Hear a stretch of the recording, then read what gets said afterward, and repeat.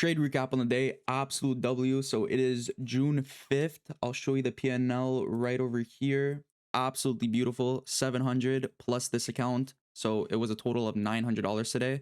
This is honestly like a plus trade. So coming into the day, obviously we were very bearish because we are just distributing very strong off of these all-time high conditions. Not only that, we also had this daily gap, guys. When we have gaps, these are very strong unfilled gaps. They are very good draws on liquidity.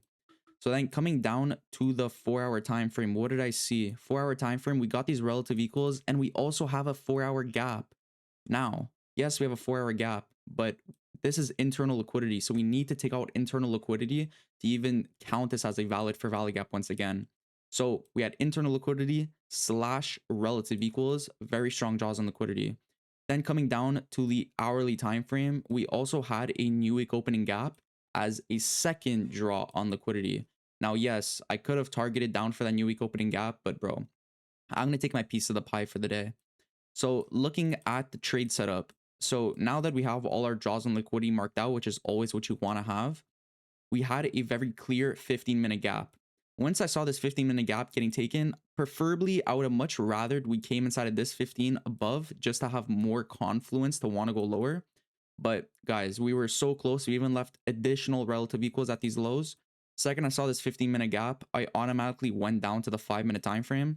And on this 5-minute, we ended up having a very crisp and clean IFVG.